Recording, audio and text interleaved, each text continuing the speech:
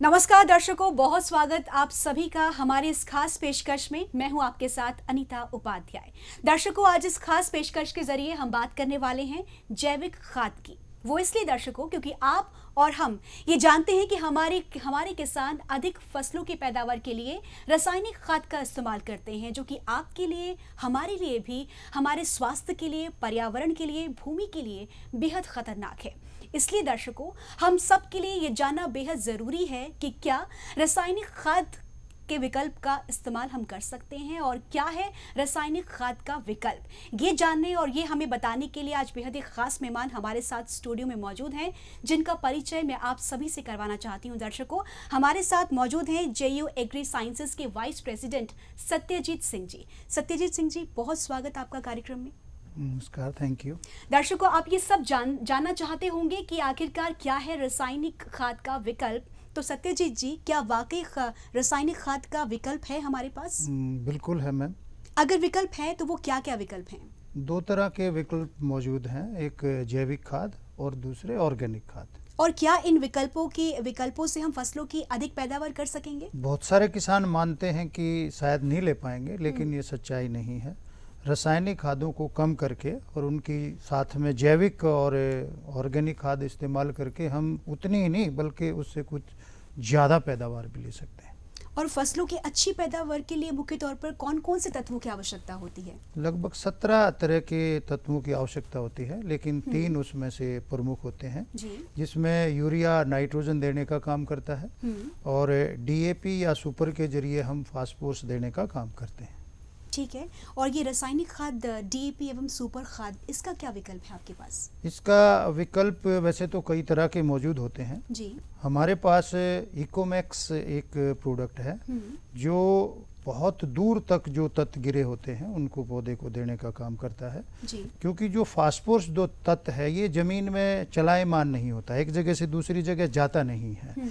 मैं इसको एक टूल के जरिए समझाता हूँ कि जैसे हम इसको देखेंगे, ये एक पौधा है। जब किसान खेत में खाद डालने के लिए जाता है तो उसका खाद कुछ इस तरीके से खेत में गिरता है जी। कि जो पूरे जगह में है, जो जड़ों के अंदर भी है और जड़ों से बाहर भी होता है।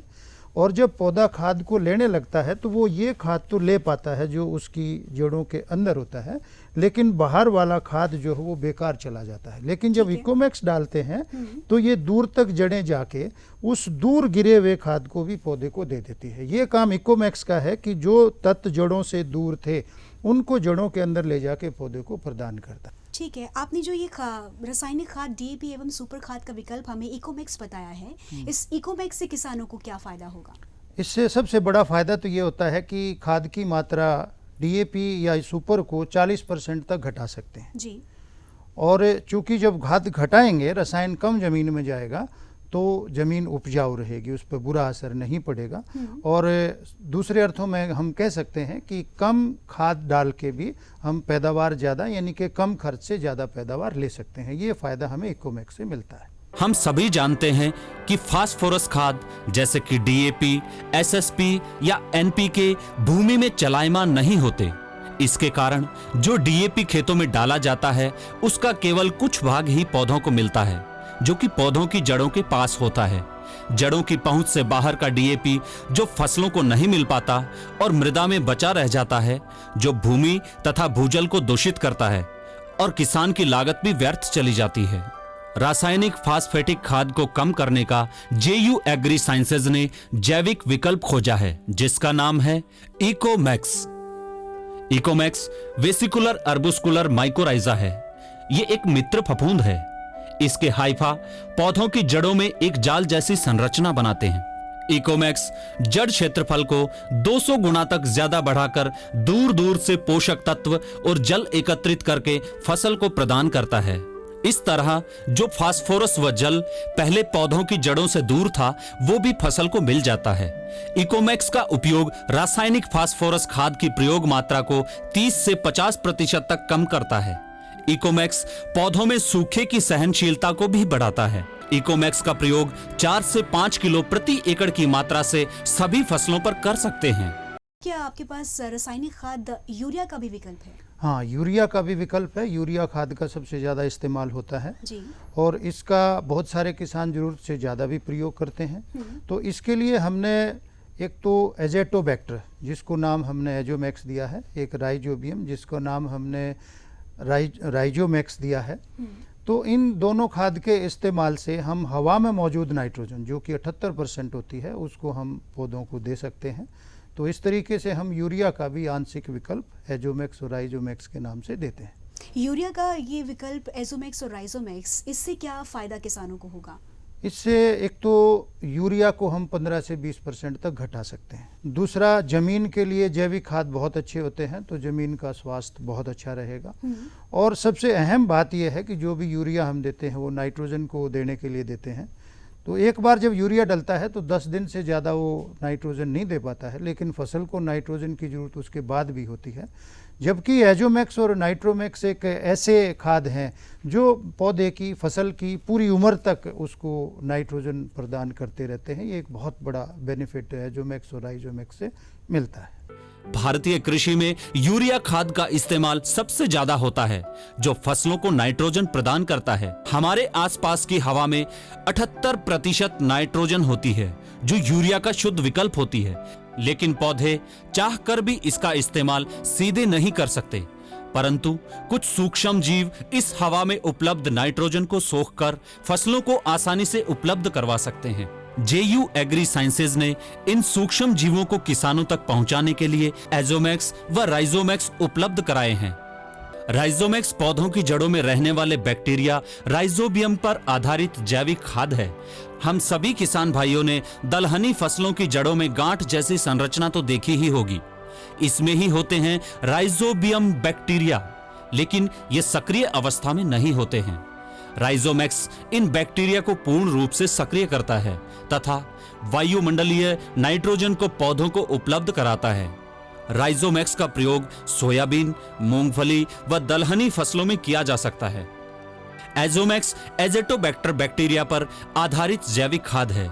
ये बैक्टीरिया मिट्टी में स्वतंत्र रूप से रहते हैं और हवा में उपलब्ध नाइट्रोजन को पौधों को उपलब्ध कराते हैं। साथ ही साथ ये बैक्टीरिया पौधों में फूलों, फलों और जड़ों के पूर्ण विकास में भी सहायता प्रदान करता है।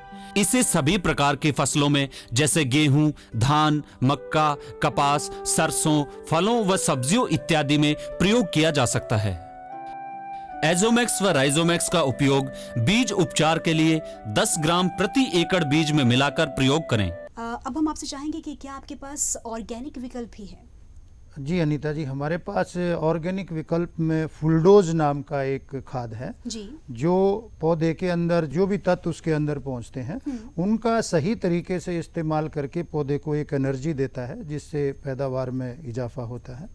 ये काम फुलडोज करता है जी। और जो विकल्प आपने हमें रासायनिक खाद के बारे में बताए हैं, हमारे दर्शक भी ये चाहेंगे कि वो ये जाने कि ये खाद आप उन तक कैसे पहुंचाएंगे।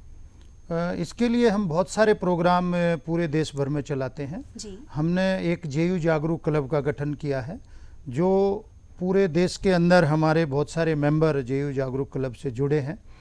हम गांव-गांव जाके किसानों को फार्मर मीटिंग यानी किसान गोष्ठी के ज़रिए लोगों को जागरूक करते हैं। उनको ये दिखाने के लिए कि कम खाद से भी पैदावार ज़्यादा ले सकते हैं, डेमोन्स्ट्रेशन लगाते हैं, गांव के लोगों को लाके वो दिखाते हैं। और भी कई सारे ऐसे माध्यम हैं जिनके ज़रिए हम लोगों को जागरूक करते हैं। और दर्शकों, हम चाहेंगे कि आप इस वीडियो के जरिए इस कंपनी के बारे में जानें। JU एग्री साइंसेज भारत के एक प्रमुख ग्रुप झावर ग्रुप की एक कंपनी है। झावर ग्रुप, जिसका मुख्यालय चेन्नई में तथा ब्रांच ऑफिस पूरे भारत में फैले हुए हैं। झावर ग्रुप की प्रमुख कंपनियों में मनुष्यों की दवा बनाने वाली टैबलेट इंडिया, जिसको पूर्व राष्ट्रपति श्री APJ अब्दुल कलाम द्वारा उद्योग रत्न से भी नवाजा गया। अन्य प्रमुख कंपनियों में कंप्यूटर क्षेत्र में प्रोडक्ट एवं जिप क्षेत्र में जिप इंडस्ट्री, जो कि साउथ एशिया की एक प्रतिष्ठित कंपनियों में से एक है। सुरक्षात्मक वस्त्र बनाने में SGI और कृषि क्षेत्र में टैग्रोस एवं JU एग्री साइंसेज अग्रणीय स्थान रखती हैं। JU एग्री साइंसेज ने किसानों को और भी आत्मनिर्भर और जागरूक बनाने के लिए भारत में पहली बार JU मोबाइल ऐप लॉन्च किया, जो किसानों के लिए एक वरदान साबित होगा। JU मोबाइल ऐप से किसान अपनी फसलों से जुड़ी सभी प्रकार की समस्याएं जैसे कीट, रोग आदि के लक्षण व उसकी रोकथाम की जानकारी ले सकते हैं।